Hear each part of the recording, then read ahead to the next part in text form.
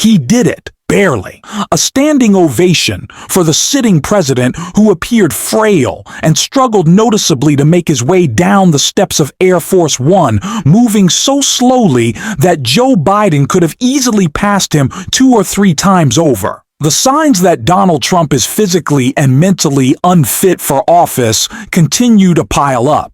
Just yesterday, new footage emerged showing clear evidence of his decline.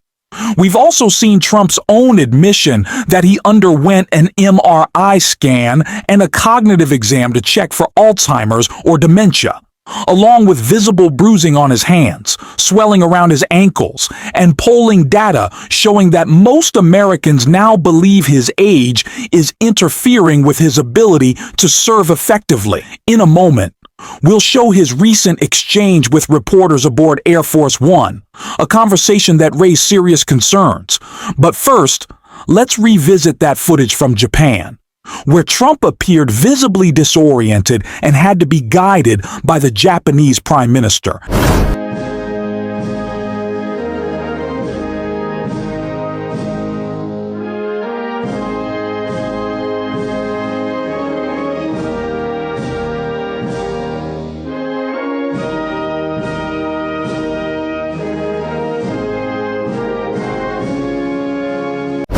And then he just wanders off with no sense of direction. Shoulders slumped, eyes blank, completely detached. The Prime Minister once again has to guide him along, almost like someone assisting a patient in a care facility. It's not a good look, and the signs of decline are becoming impossible to ignore. Now, speaking of Trump's time aboard Air Force One, he did take part in a press interaction during one of the stops on his trip through Asia. Reporters asked him questions on a range of topics, and many of his responses were deeply troubling, some misleading, some nonsensical, and some a mix of both. So, let's break it down. Sir, what did you say last night when you said you were prepared to send more than the National Guard into American cities? Sure, I would do that if it was necessary. You know, if it was necessary to do that, but it hasn't been necessary. We're doing a great job without that. It was necessary. As you know, I'm allowed to do that. Do you need other branches of the military you would send in? Or? Who are you with? The New York Times. That's very good. Very good. Well, if you write it correctly, I'll give you the answer.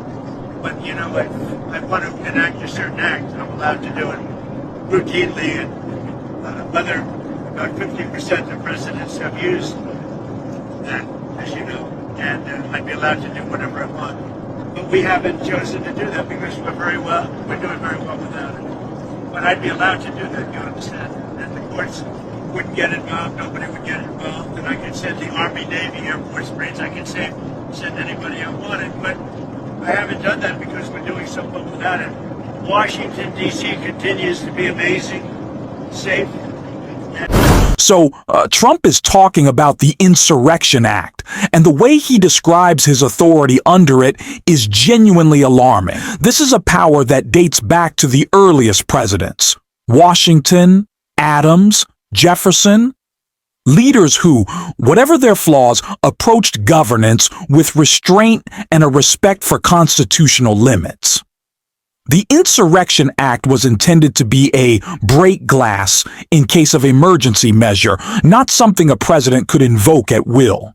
Yet Trump treats it like his personal toy, ready to use whenever he feels like it. His language about it is unlike anything we've heard from a modern president, as if he believes declaring it gives him unlimited power to do whatever he wants, send whoever he wants, and act without consequence. It's the mindset of a narcissistic authoritarian, not a democratic leader. What makes this so dangerous is that the president doesn't need Congress's approval to invoke the Insurrection Act. Ideally, the courts would recognize limits on how it can be used, because no single person should hold such unchecked authority. But Trump clearly doesn't see it that way.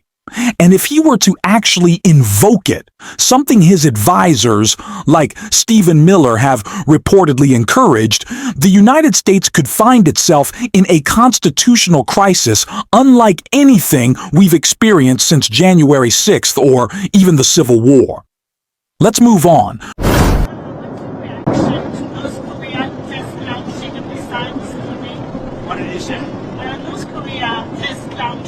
missiles this morning. What's your reaction to that? The missiles, the North Korean missiles. Oh, I don't know. He's been launching missiles for decades. It's another missile that was launched. I always had a very good relationship with him. So, at some point I'll be meeting. The schedule is very tight, as you know, but at some point I look forward to meeting him again. But we had a very good relationship. I mean, more than a relationship. We had a really good understanding of each other. We met, we spoke to each other numerous times, and we had a good relationship. At some point we'll be involved with North Korea. So here, Trump is referring to North Korean dictator Kim Jong-un. And once again, it's hard to tell whether he fully grasps what he's saying or if he's simply too unaware to recognize the implications. When Trump goes out of his way to emphasize how he understands and relates to authoritarian leaders like Kim Jong-un, Vladimir Putin, Xi Jinping, Viktor Orban, and Recep Tayyip Erdogan, it gives us a troubling window into how he views power. Now, every world leader should have a basic understanding of their counterparts, but Trump's approach is very different. Instead of analyzing how these dictators think in order to counter them, he openly identifies with them, as if he sees himself reflected in their authoritarian style. And that makes sense in a way. They share a mutual admiration for control, loyalty, and grand military displays. It's also worth noting that while Trump constantly boasts about his supposed foreign policy successes, North Korea was actively testing missiles during his visit to Asia, a deliberate show of defiance. It's clear saber-rattling, intended to send a message that they're not intimidated by him. While the U.S. remains far more militarily powerful, North Korea still possesses one of the largest standing armies in the world and a growing nuclear arsenal. The real question has always been whether they have the capability to deliver those weapons across long distances, and that remains uncertain. But what is certain is that these tests happened on Trump's watch, undercutting his claims of global dominance. His earlier attempts at diplomacy with Kim Jong-un were complete failures. They gave Kim international legitimacy while producing nothing tangible for the U.S. Kim continued his weapons test throughout Trump's presidency, and the relationship achieved little beyond photo ops and praise from authoritarian admirers. In short, Trump walked away empty-handed, while Kim got everything he wanted. Now, let's take a look at the next clip. Speaker Johnson says that he there's no time to amend the Constitution to allow you to serve a third term. Is that an accurate representation of the Constitution? I don't want to even talk about that because, the sad thing is I have my highest numbers that I've ever had. As I should. I ended 8 wars and we have the greatest economy in history. And by the way, energy prices are way down. Everything's way down. Beef is a little bit high. We're going to get beef down too. That's simply false. Energy prices are higher, gas prices are higher, and inflation remains elevated. Full stop. For whatever reason, Trump seems to think that if he admits to just one thing, like the rising cost of beef, it makes the rest of his claims sound more credible. But that's the only part he got right. Everything else he said was misleading. Now, let's move on, because the next part of this exchange touches on something even more concerning: the question of a potential third term. Prices are down and the economy's up. The only thing that's not down is the stock prices. And 401ks are through the roof. Everyone's 401ks hitting records. So we have the greatest economy we've ever had. I have my highest poll numbers that I've ever had. And, based on what I read, I guess I'm not allowed to run. So we'll see what happens. Johnson says you're trolling when you talk about a third term. Are you I don't trolling think, or I are don't you think, serious? I don't think he said that. I don't think he used that term. But it's a very interesting thing. I have the best numbers for any president in many years, any president. And I would say that if you read it, it's pretty clear. I'm not allowed to run. It's too bad. But we have a lot of great people. Some people are celebrating this moment, claiming it proves we don't need to worry about Trump ever seeking a third term. But if you actually listen to the full clip, as we just did, it's far less reassuring than they make it sound. Yes, the plain text of the 22nd Amendment clearly prohibits any president from serving more than 2 terms, and the spirit of that law certainly reinforces it. However, as we've already seen from figures like Senator Tommy Tuberville, some Republicans have hinted that Trump's advisors are looking for workarounds, ways to reinterpret or sidestep the Constitution entirely. Tuberville literally said they could go around the Constitution, which is a stunning admission of how little they respect it.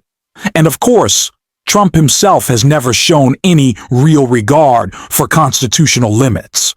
In 2022, he infamously posted that because of supposed fraud in the 2020 election, fraud that doesn't exist, the Constitution should be suspended or terminated to reinstate him as president. That statement alone tells you everything about his mindset. He treats the Constitution as disposable whenever it conflicts with his personal ambitions. So when Trump now says, well, the text seems to say I can't do it, but we'll see what happens, that's not a firm rejection. It's a deliberate opening. He's leaving the door cracked, not closed. And history shows that when Trump wants power, he doesn't let the law stop him. Remember, the plain text of the Constitution and the Electoral Count Act made it crystal clear that the vice president cannot overturn election results, yet Trump still pressured Mike Pence to do exactly that. The same pattern applies here. He ignores both the text and the spirit of the law whenever they get in his way. So no one should take comfort in his vague acknowledgement of the 22nd Amendment. When Trump's interests clash with the Constitution, he's already shown us which one he'll choose, and it isn't the Constitution.